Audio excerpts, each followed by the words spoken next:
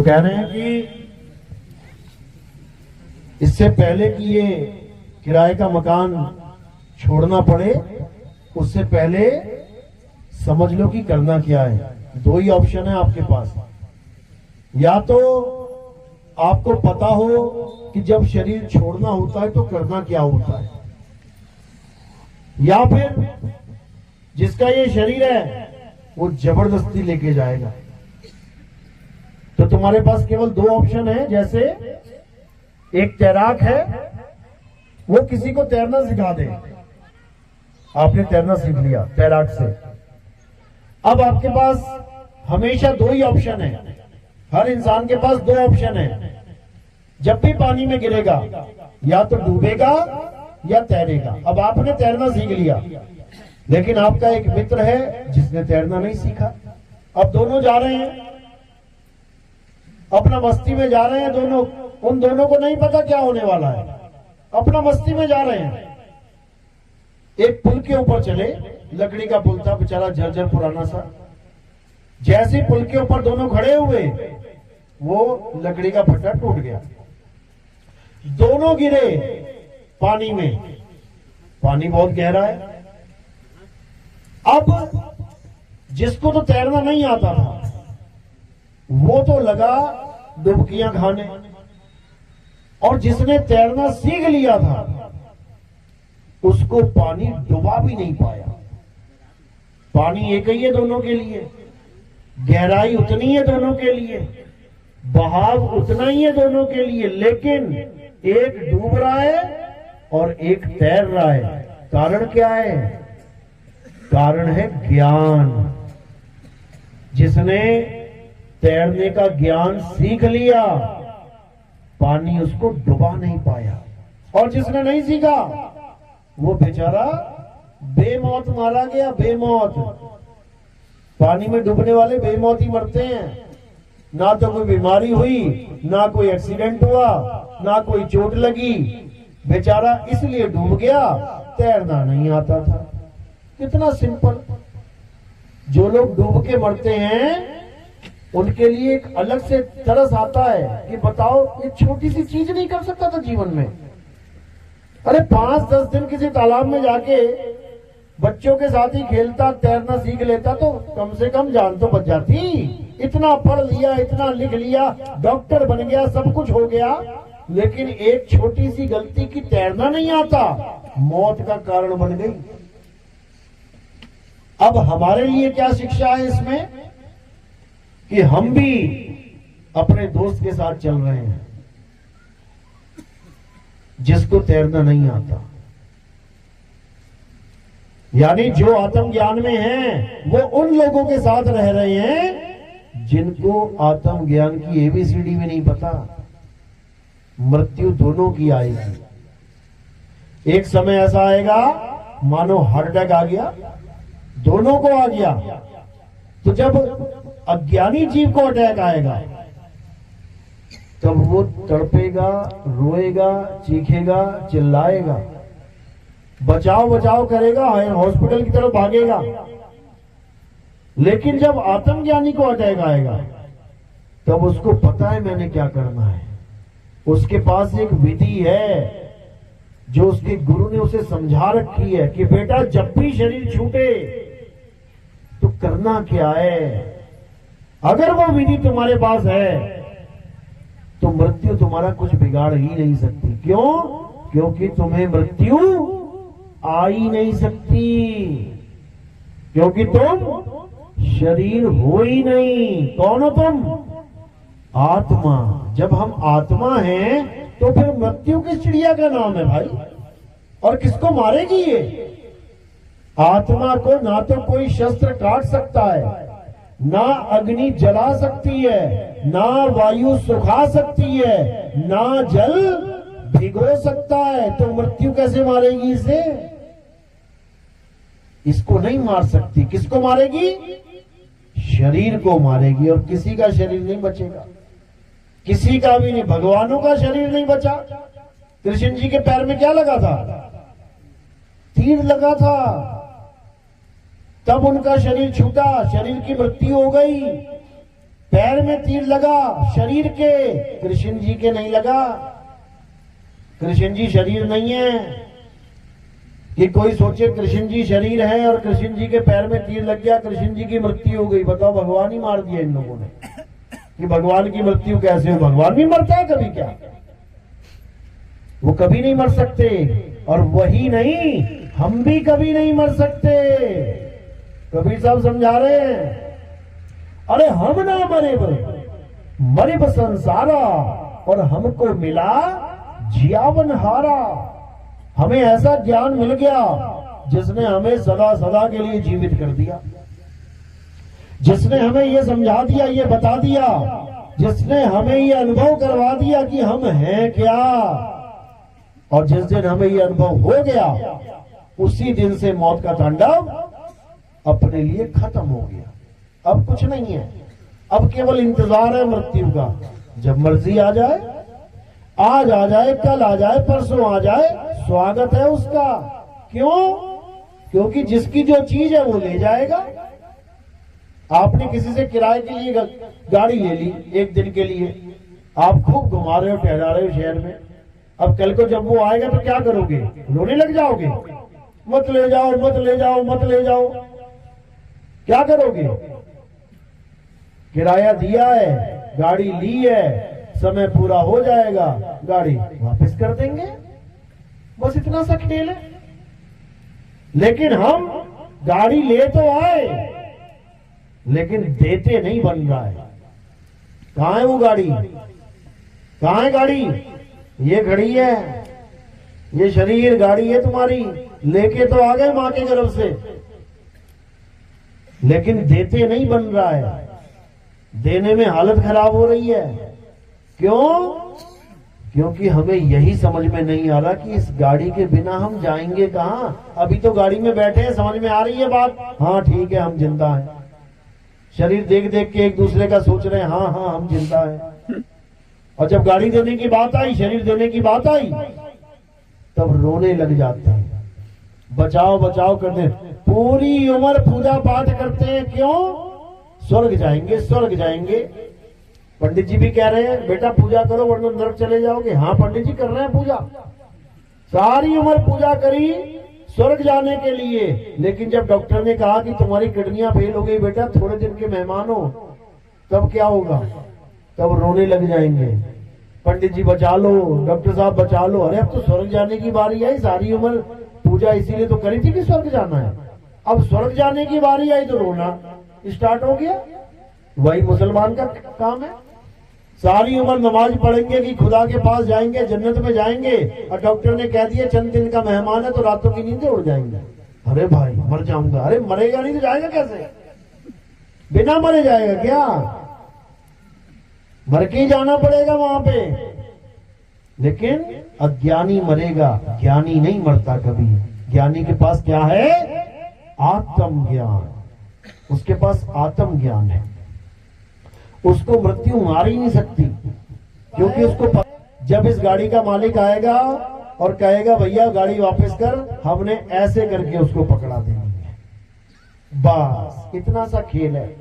लेकिन ना समझने के कारण दुर्दशा हो जाती है, दुर्दशा। मरते मरते लोग रोते हैं, चीखते हैं, चिल्लाते हैं, गिड़गिड़ाते हैं। उनको देख के सामने वाले की हालत खराब होने लग जाती है। लेकिन जो आत्मज्ञानी होते हैं वो क्या करते हैं?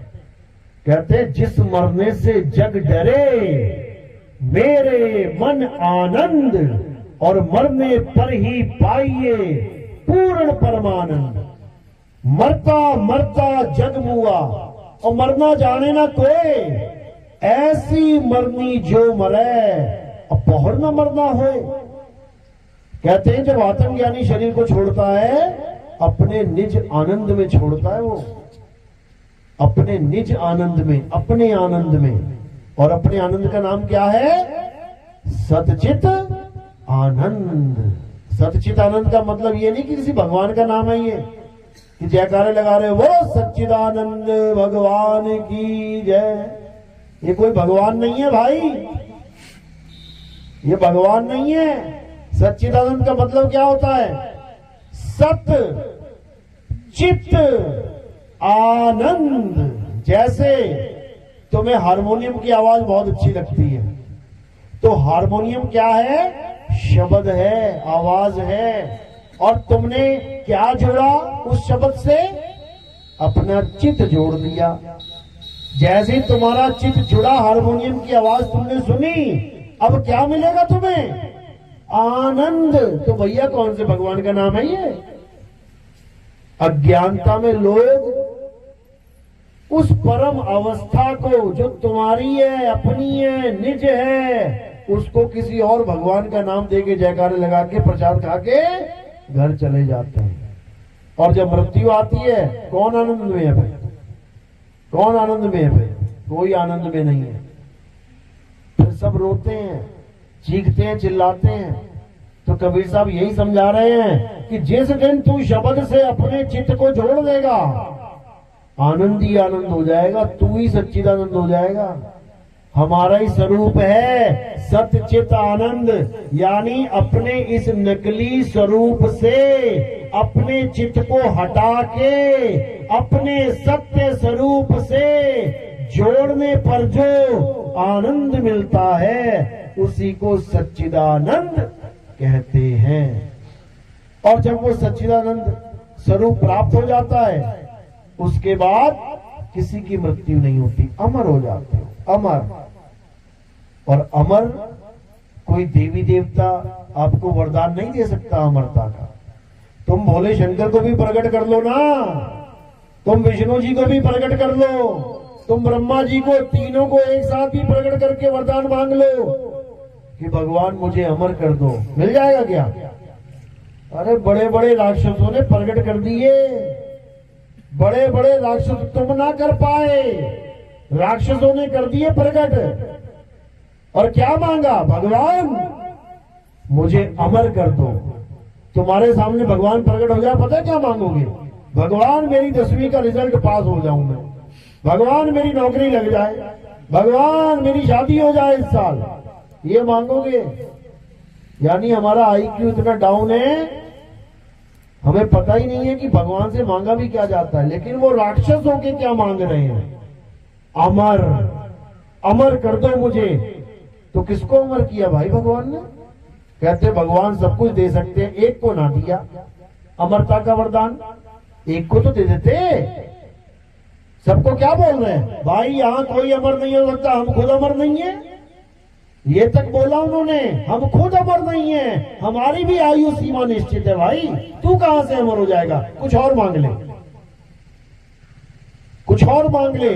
लेकिन राक्षस बड़े बुद्धिमान थे, उन्होंने कहा अच्छा अमर नहीं कर रहे हो, यानी कान सीधे नहीं, अब टेढ़े करके पकड़ते हैं। अब लगा राक्षस मांगने वरदान, ठीक है अमरता का वरदान नहीं देना, ठीक है मैं दूसरा वरदान मांगता हूं। बोले मांग, क्या मांगता? कहता मैं दिन में ना मरूं, मैं रात में ना मरूं, मैं धरती पे ना मरूं, मैं आसमान में ना मरूं, मैं घर के अंदर ना मरूं, मैं घर के बाहर ना मरूं, मैं अस्त्र से ना मरूं, मैं शस्त्र से ना मरूं, मैं आदमी से ना मरूं, मैं जानवर से ना मरूं। लगा दी बुद्धि, पूरी बुद्धि लगा दी अमर होने के लिए। और तुमसे कहा जाता ना चल दूसरा ऑप्शन मांग ले, फिर तो तुम पता नहीं क्या मांग लेते हो। लेकिन राक्षस बहुत होशियार थे, हमने बना दिया उनको राक्षस। अभी तुम्हें पता नहीं है कि राक्षसों के पास विद्या क्या क्या थी। देवताओं की तो खटिया खड़ी कर देते थे, वो भगा भगा के मारते थे, वो भागे भागे जाते थे देवता लोग। अरे ब्रह्मा जी बचा लो, विष्णु जी बचा लो, शंकर जी बचा लो, सारे टीवी सीरियल देख रखे हैं तुम लोगों ने। लेकिन फिर भी तुम्हें लगता है कि देवताओं की पूजा ज्यादा बड़ी श्रेष्ठ है। जो खुद अपनी रक्षा नहीं कर पा रहे हैं वो तुम्हारी रक्षा क्या करेंगे? तो सारा इंतजाम कर लिया, सारी बुद्धि लगा ली अमरता की। और ये बुद्धि कौन दे रहा है उन्हें पता है? कौन दे रहा है? गुरु देता है बुद्धि। चेले की इतनी बुद्धि नहीं होती कि वो कुछ समझ ले बात को। गुरु से बुद्धि मिलती है। और उनका गुरु कौन है? राक्षसों का गुरु कौन है? शुक्राचार्य। नाम में ही शुक्र है कि शुक्र है कि हमारा एक आचार्य है। यानी राक्षस भी इतने सियाणे हैं कि गुरु महिमा जानते हैं। जो हम भजन गा रहे हैं गुरु गुरु गुरु, वो भी जान रहे हैं भैया गुरु होना चाहिए। लेकिन इंसान नहीं जान रहा है कि गुरु होना चाहिए। वो कहता है कौन गुरु, कैसा गुरु? अरे गुरु भी तो मेरी तरह ही है, मैं भी 5 तत्व का, वो भी 5 तत्व का, कौन गुरु, कैसा गुरु? नहीं चाहिए कोई गुरु। ये इंसान की हालत है। लेकिन कबीर साहब समझा रहे हैं, गुरु की महिमा गा रहे हैं। गुरु गोविंद दोनों खड़े और काके लागू पाए, बलिहारी गुरु आपने गोविंदियो बताए।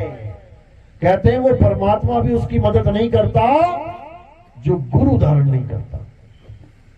सारा ज्ञान आपके अंदर है, हीरे के अंदर ही चमक है, लेकिन जब तक जौहरी के हाथ में हीरा ना आ जाए ना, और वो उसको अच्छे से तराश ना दे, कौड़ियों के भाव जाता है वो। और जिस जौहरी ने तराश दिया हीरा, फिर वो अनमोल हो जाता है। समझ लो, सारा ज्ञान आपके पास है, यहां तक कि आत्म तत्व भी आपके पास है, लेकिन फिर भी 184 भुगत रहे हैं सारे। जन्मों जन्म बीत गए, युगों युग बीत गए, आज भी यहीं बैठे हुए सारे। क्यों? कारण क्या है? परमात्मा को दया नहीं आ रही कि इतने 184 में भटका दिया हमें, भटक भटक के मर मर के जन्म जन्म के फिर बैठे हैं, फिर मर जाएंगे। मिल क्यों नहीं जाता? नहीं मिलेगा।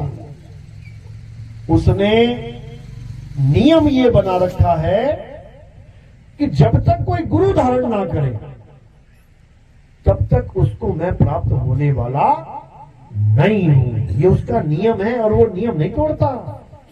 वो नियम नहीं तोड़ता। जैसे संविधान का नियम है ना, नियम नहीं टूटेगा। चाहे जज के पिताजी ने कत्ल क्यों ना किया हो, तो वहां पे जज का पिता नहीं ट्रीट किया जाएगा, वहां पर कातिल ट्रीट किया जाएगा। वो नियम नहीं तोड़ सकता, वो बंधन में है संविधान के। इसी प्रकार परमात्मा ने भी ये संविधान बना रखा है। संविधान यानी संविधान, सम यानी सबके लिए समान, सबके लिए समान विधान। कि जो गुरु धारण नहीं करेगा वो जन्मेगा, मरेगा, धक्के खाएगा। यहां तक कि राम जी और कृष्ण जी, जिनको भगवान मानते हैं सब, उन्होंने भी गुरु धारण कर रखा है।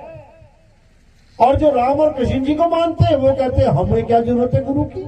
अरे तुम्हारे भगवान जी ने गुरु धारण कर रखा है, उनको क्या जरूरत थी भाई? राम जी ने वशिष्ठ को गुरु बनाया, कृष्ण जी ने संदीपन जी को गुरु बनाया, उनको क्या जरूरत थी? वो तो खुद ही बैकुंठ में बैठे हुए हैं, ना भी बनाएंगे तब भी लीला करके बैकुंठ चले जाएंगे। गुरु की क्या जरूरत है? गुरु की जरूरत इसलिए है क्योंकि उन्हें भी मुक्ति चाहिए मेरे भाई।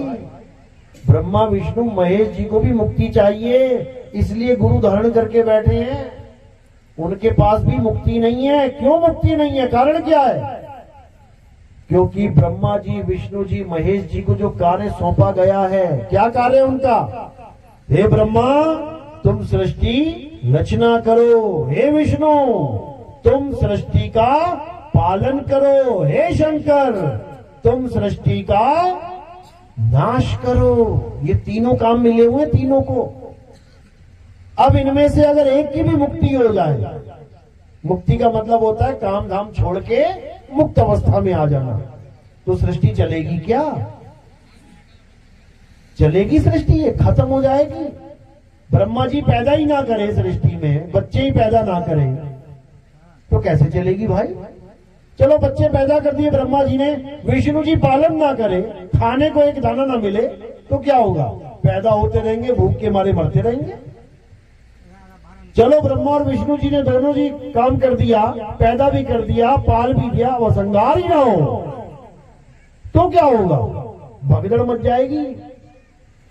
इसलिए ये तीनों ही कार्य बहुत जरूरी है सृष्टि में। और ये तीनों कार्य को करने वाले कौन हैं? ब्रह्मा जी, विष्णु जी और महेश जी। तो इनकी मुक्ति नहीं हुई है, समझ लो इस बात को। और ना ये किसी को मुक्ति दे सकते हैं, क्योंकि इनका काम ही जन्म मरण करना है। मुक्ति किसको देंगे ये? मुक्ति देने का काम किसका है? केवल एक है जो मुक्ति दे सकता है। वो कौन है? वो है परम पिता परमात्मा, जो सबका पिता है। जिसका कोई और पिता नहीं है, सबका पिता है वो, वही मुक्ति दे सकता है केवल। उसी को संतों की भाषा में शब्द गुरु कहते हैं। शब्द गुरु सुरत धुन चेला, यानी जब हम शब्द गुरु के चेले बन जाएंगे गुरु से ज्ञान प्राप्त करके, तब शब्द गुरु हमारी पूरी जिम्मेदारी ले लेगा, पूरी जिम्मेदारी। यानी अब तुम्हें वो 84 में जाने नहीं देगा, लेकिन कब? जब तुम मर्यादा में रहोगे। तो साहिब क्या समझा रहे हैं? अरे गुरु को सिर पे राखिए और चलिए आज्ञा माही। और कहे कबीर दास को ये 3 लोक भय नहीं। कहते हैं तुमने गुरु धारण कर लिया लेकिन तुम मर्यादा में नहीं चले, बेटा कुछ नहीं मिलेगा। धक्के 84 के धक्के मिलेंगे। जैसे तुमने बच्चा तो पैदा कर लिया, सबने किया है, लेकिन बच्चे ने नाक में दम कर दिया बाप के। दुनिया भर का गांजा, दुनिया भर का दारू, चिलम, जुए का अड्डा बना दिया घर को। तो बाप भी देखेगा कि यार कैसा कपूत पैदा कर दिया ये मैंने। तो बाप क्या करेगा फिर? सारी प्रॉपर्टी से बेदखल। अब वो कितना ही चीखे मारते रहे, मैं तेरा बेटा हूं, मैं तेरी प्रॉपर्टी का वारिस हूं, तेरी प्रॉपर्टी मुझे ही मिलनी चाहिए, मैं इकलौता बेटा हूं। मिलेगी क्या? मिलेगी? बस ऐसे ही चीखे मारेंगे अंत समय में कि मैं भी शब्द गुरु का चेला हूं, मेरी भी मुक्ति होगी। बेटा मर्यादा तोड़ी है तूने और जिसने मर्यादा तोड़ दी उसका शब्द गुरु से कोई कनेक्शन नहीं है, नहीं है। समझ लो, सबका बाप है वो, लेकिन उसने जो मर्यादा बनाई है वो तोड़ेंगे तो फिर वो किसी का नहीं है, वो सबसे अलग है। इसलिए साहिब ने कहा, कहे कबीर सुनो भाई साधो, साहिब जैसे को तैसा है। अगर तुम मर्यादा में रहोगे तुम्हारा बाप बन के रहेगा वो, और अगर तुमने घर को जुआ खाना बना दिया, नशेड़ी का अड्डा बना दिया, तो लठ भी है उसके पास, फिर वो भी जानता है कि कैसे ठीक किया जाता है। जो पैदा करना जानता है वो भी ठीक करना भी जानता है। तो इसीलिए गुरु की महिमा है, गुरु धारण करना जरूरी है। कहते हैं बिन गुरु पढ़े जो वेद पुराना, और सार ना जाने रहे अज्ञाना। सारी उम्र वेद पुराण गीता भागवत तुम पढ़ पढ़ के तुम कितने ही बड़े ज्ञानी बन जाओ, कहते सार ना जाने रहे अज्ञाना, यानी तुम अपना सार नहीं जान पाओगे। सार क्या है? तुम्हारा स्वरूप ही सार है, तुम्हारा सत्य स्वरूप, तुम्हारा आत्म स्वरूप ही सार है। उसी को जानना है। वेद पुराण तो मात्र संकेत हैं। वेद पुराणों को रट के कोई एग्जाम थोड़ी नहीं देना है कि नंबर कम आ गए तो 84 में चला जाऊंगा, कि मुझे सारे श्लोक रटे होने चाहिए तब मेरी मुक्ति होगी। अरे पोथी पढ़ पढ़ जगमुआ और भयो न पंडित कोई, एक है आखर पीव का पढ़े सो पंडित होए। केवल एक अक्षर की पढ़ाई है कबीर पंथ में। ये एक अक्षर ही समझ में नहीं आ रहा किसी को। साहिब समझा रहे हैं, इस एक अक्षर को जिसने जान लिया उसकी 101% मुक्ति हो जाएगी। और जो 52 अक्षर पढ़ पढ़ के गुण गुण के सारा समय जीवन बर्बाद करके चले जाते हैं, वो 84 के ढोर हैं, वो 84 में जाएंगे। तो साहिब समझा रहे हैं, 52 अक्षर जोरे आन सक्या न अक्षर एक पहचान। बस एक अक्षर की बात है, ये सारा संसार एक हो जाएगा अगर उस एक अक्षर को जान ले। हिंदू जान ले, मुसलमान जान ले, सिख जान ले, ईसाई जान ले, सारे एक हो जाएंगे। अलग क्यों हो गए? इन्हीं अक्षरों की वजह से। हिंदू को कौन सा अक्षर प्यारा है? राम, कृष्ण, सीता, हनुमान, ये वाले अक्षर प्यारे हैं हिंदू को। मुसलमान को अल्लाह, खुदा, रब्बुल आलमीन। क्या ये अक्षर ही तो हैं। हिंदू भी अक्षरों में, मुसलमान भी अक्षरों में, सिख भी अक्षरों में। उसका कौन सा अक्षर है सबसे प्रिय? वाहे गुरु। क्या है ये? अक्षर ही हैं। हिंदू अपने अक्षरों को पकड़ के बैठा है, मुसलमान अपने अक्षरों को पकड़ के बैठा है, सिख अपने अक्षरों को पकड़ के बैठ गया, ईसाई अपने अक्षरों को पकड़ के बैठ गया। पकड़ सबने ही अक्षर रखे हैं, लेकिन ये अक्षर एक दूसरे से अलग करने वाले हैं। क्यों? क्योंकि ये 52 अक्षर है। ये 52 अक्षर सबको अलग करने में सबसे बड़ा रोल निभाते हैं, और सबको एक करने में वो एक अक्षर सबको एक करने में अहम भूमिका निभाएगा। और वो एक अक्षर क्या है? वो आपकी आत्मा है। और ये 52 अक्षर कहां से पैदा होते हैं? इसी आत्म तत्व से पैदा होते हैं। ये सारे अक्षर कहां से निकल रहे हैं? ये आत्म तत्व की वजह से निकल रहे हैं। आत्म तत्व शरीर से अलग तो सारे अक्षर खत्म। अब बोल के दिखाओ जय श्री राम। मुर्दे से बुलवाओ अल्लाहू अकबर। सिख से मुर्दा है उससे बुलवा, बोल भैया वाहेगुरु। कोई ईसाई है उससे बोल जरा गॉड यीशु मसीह। क्या बोलता है? बोल के दिखा। कोई ना बोल पा रहा है। क्यों? क्योंकि वो एक अक्षर शरीर से जुदा हो गया। वही है एक अक्षर, और उसी को आत्मा कहते हैं। आत्मा अक्षर का मतलब क्या होता है? जब हम इसका संधि विच्छेद करेंगे तो आता है आ प्लस शर। शर यानी नाशवान। कोई भी चीज है जो नाशवान है वो शर है। उसके आगे आ लगा दिया, अब क्या बन गया?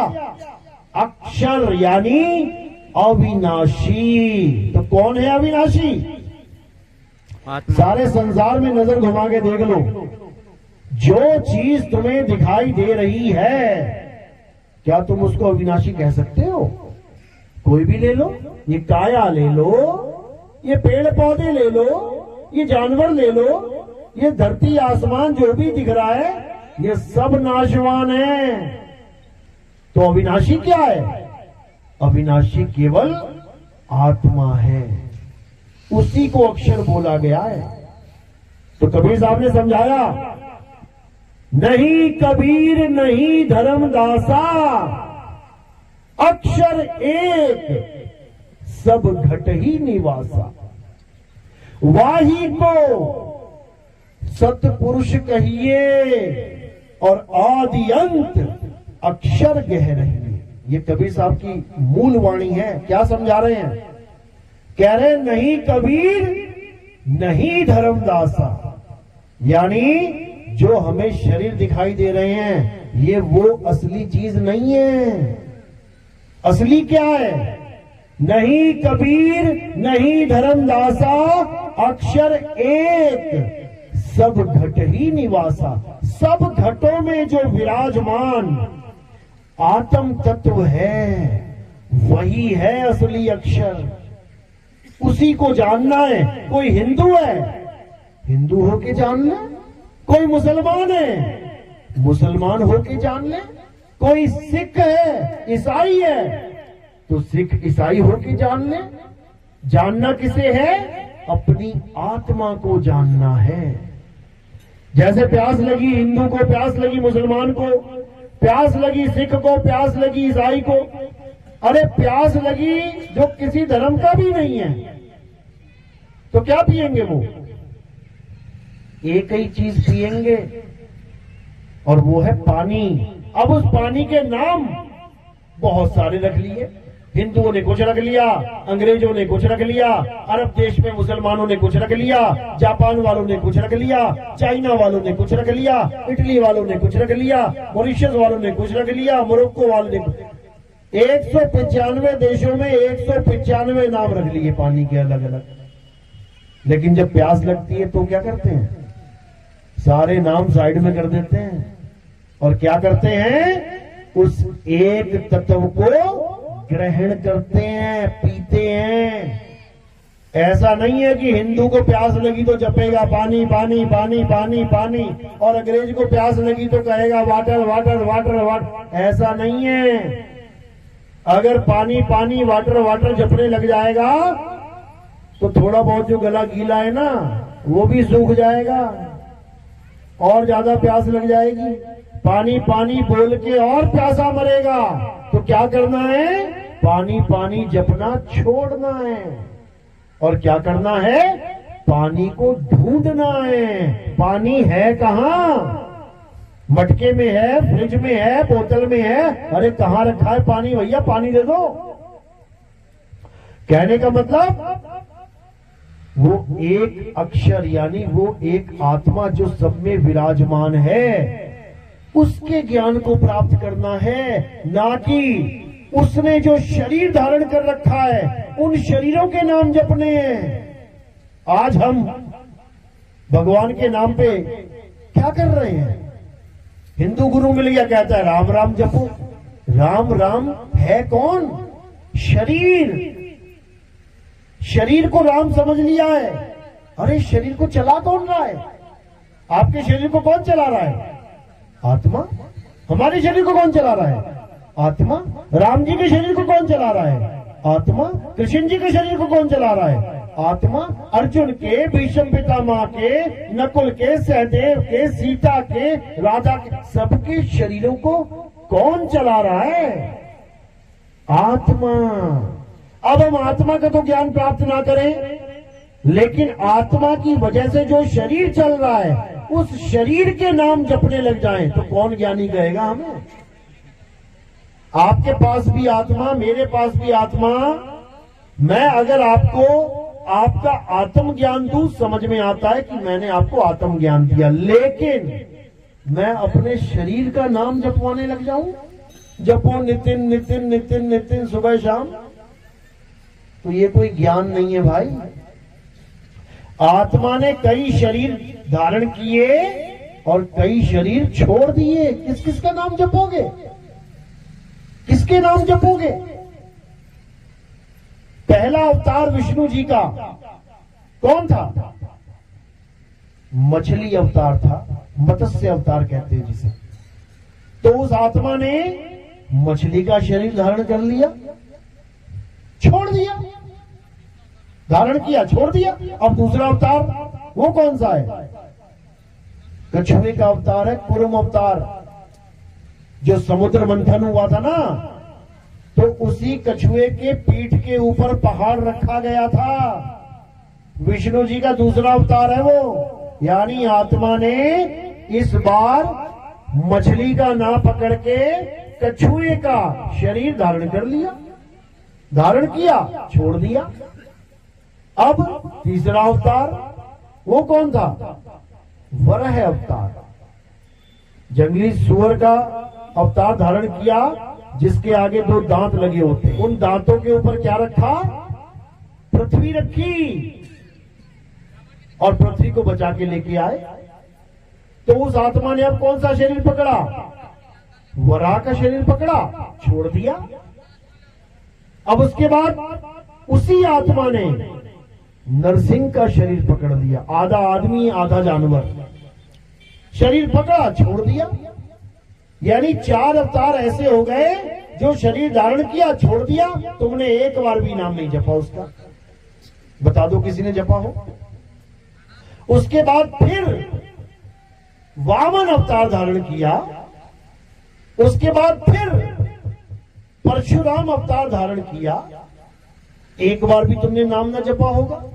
वामन वामन वामन वामन, परशुराम परशुराम परशुराम, एक बार भी नहीं जपा होगा। लेकिन उसके बाद जब राम जी का अवतार धारण किया और कृष्ण जी का अवतार धारण किया, तो तुमने क्या किया? तुमने उसको पकड़ लिया, चिपक गए जाके। अब क्या कर रहे हो तुम? हरे राम हरे कृष्णा, हरे राम हरे कृष्णा। अरे भाई, ये भी वही अवतार है जो पकड़े और छोड़ दिए, छोड़ दिए। जब तुम्हें किसी और अवतार का नाम जपने की जरूरत नहीं पड़ी, सारे काम सिद्ध होते गए, तो इनकी भी जरूरत नहीं है मेरे भाई। तो जरूरत किसकी है? जरूरत उसकी है जो ये सारे अवतार धारण कर रहा है। जिसने मछली का शरीर धारण करके छोड़ दिया, वराह का शरीर धारण करके छोड़ दिया, राम जी का शरीर धारण करके छोड़ दिया, कृष्ण जी का शरीर धारण करके छोड़ दिया, नौवां अवतार बुद्ध जी का शरीर धारण करके छोड़ दिया। समझो, तुमने एक बार भी ना जपा होगा हिंदुओं ने ओम बुद्धाय नमः, ओम बुद्धाय नमः, वो कोई नहीं जपवाएगा तुम्हें। नौवां अवतार है विष्णु जी का, तुम्हें 7वें और 8वें में अटका के रखेंगे, हरे रामा हरे कृष्णा हरे रामा हरे कृष्णा, और कहेंगे इस नाम से तुम्हारी सारी मुसीबतें टल जाएंगी। 700 साल मुसलमानों ने राज किया, मुसीबत न टाल पाए। 700 साल एक मुसीबत नहीं टली हमारी। कहां चले गए थे ये सारे मंत्र बोलने वाले, हरे राम हरे कृष्ण? उसके बाद अंग्रेज आ गए, 200 साल अंग्रेजों ने हमारी हालत खराब कर दी। कहां चले गए थे ये मंत्र जो अब आजादी के बाद तुम कहते हो कि ये मंत्र जप लो, कोई तुम्हारा बाल नहीं बांका कर सकता। 900 साल धक्के खाए हमने, कहां चले गए थे ये मंत्र? और अगर फिर कोई आ गया तुम्हारे ऊपर राज करने वाला, फिर जप के देख लेना एक बार, शायद बला टल जाएगा, लग जाएगा पता। तो ये लोग केवल और केवल मूर्ख बनाते हैं धर्म के नाम पे, जबकि गीता क्या कहती है? हे अर्जुन, इस दुनिया में केवल एक सत्य है, दो नहीं है कि दो सत्य हैं। इस दुनिया में केवल एक सत्य है, और वो सत्य केवल और केवल आत्मा है। पढ़ो गीता अच्छे से। हे अर्जुन, जो अपनी आत्मा में रमण करते हैं, जो अपनी आत्मा में तृप्त हैं, जो अपनी आत्मा में संतुष्ट हैं, उनके लिए कोई धार्मिक कर्म कर्तव्य लागू ही नहीं होता। वो किसी मंदिर में ना जाए, किसी गुरुद्वारे में ना जाए, किसी चर्च में ना जाए, किसी मस्जिद में ना जाए, तब भी वो सबसे बड़ा धार्मिक, सबसे बड़ा ज्ञानी कहलाएगा। क्यों? क्योंकि उसे आत्मा का ज्ञान प्राप्त हो गया है। बड़े बड़े धुरंधरों को आत्मज्ञान प्राप्त नहीं हुआ। अध्याय 3 17वां श्लोक अच्छे से पढ़ लेना। आजकल तो इंटरनेट का जमाना है, किताब खोलने की भी जरूरत नहीं है। जैसे ही बोलोगे अध्याय 3 17वां श्लोक तुम्हारे सामने आ जाएगा, और फिर देखना कि हमें गीता क्या समझा रही थी और इन लोगों ने हमें क्या समझा दिया। इन लोगों ने हमें 7वें और 8वें अवतार में रोक दिया, जबकि अवतार तो आगे और हैं। 9वां अवतार बुद्ध अवतार है, और 10वां अवतार कल्कि अवतार है। अगर हम मुसीबत में हैं, तो हमें किसका नाम लेना चाहिए? जो गुजर गए या जो आने वाला है? किसका नाम लोगे? तुम्हारे दादाजी, तुम्हारे पिताजी गुजर गए, तुम भी बूढ़े हो गए हो, अब तुम्हारा सहारा कौन बनेगा? जो तुम्हारे बाद आया है, तुम्हारा बेटा तुम्हारा सहारा बनेगा। तुम्हारे पिताजी दादाजी सहारा नहीं बनेंगे, वो तो निकल लिए, चले गए वो तो इसीलिए जो आने वाले हैं कल्कि अवतार, अब उनका नाम जपना शुरू करो, तब कहो कुछ बन जाए तुम्हारा, नहीं तो कुछ बनने वाला नहीं है। राम जी कृष्ण जी के सहारे हम लोग 900 साल गुलामी में जिए हैं। भगत सिंह जैसों ने अपनी शहीदियां दी हैं, तब जाके देश आजाद हुआ है। किसी पंडित जी ने हरे राम हरे कृष्णा करके आजादी नहीं दिलवा दी, समझ लो। और अगर कोई फिर आ गया तुम्हें गुलाम बनाने वाला, तो तुम्हें आत्मनिर्भर होना पड़ेगा, तब गुलामी खत्म होगी। आत्मनिर्भर यानी अपने ऊपर निर्भर होना पड़ेगा, तब तुम उनका सामना कर पाओगे, समझ लो। लेकिन समझ में नहीं आती ये बातें, क्यों? क्योंकि पुरानी इतनी धूल पड़ चुकी है ऊपर कि अब छटने का नाम नहीं ले रही है। इन्हीं नादानियों की वजह से हमने अपने देश की इतनी संपत्ति खोई है कि तुम सोच भी नहीं सकते। तुम्हें पता है हमारा देश सोने की चिड़िया कहलाता था, सुना है ना, सोने की चिड़िया। अब कौन सी चिड़िया बन गया है? अब मिट्टी की चिड़िया भी नहीं रही है, सोने की चिड़िया कहलाता था। गरीब से गरीब आदमी भी सोने की थाली होती थी उसके घर में, चांदी की चम्मच होती थी उसके घर में। घर में छोड़ो, गांव गांव के चौक पे 20-20 किलो 50-50 किलो की सोने की मूर्तियां होती थी भगवानों की, समझ लो। इसीलिए आए सारे लुटेरे भारत में, नहीं तो भारत में क्यों सबने टारगेट बनाया। जब वो घूमने आए उन्होंने देखा, अरे बाप रे बाप, अरे भाई हर जगह सोना ही सोना है, मंदिर में घुसो तो सही, ये हीरा लगा है, पन्ना लगा है, रतन जड़े हुए हैं और कोई चौकीदार भी नहीं है। कितने बड़े बेवकूफ हैं ये लोग।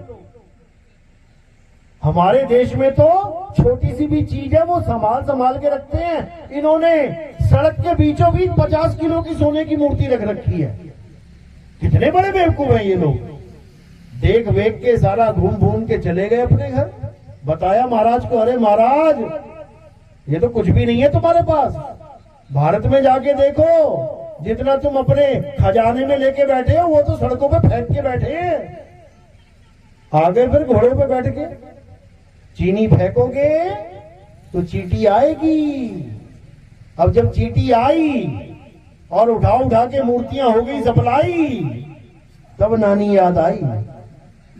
फिर अकल आई कि अरे भैया लुट गए, बर्बाद हो गए।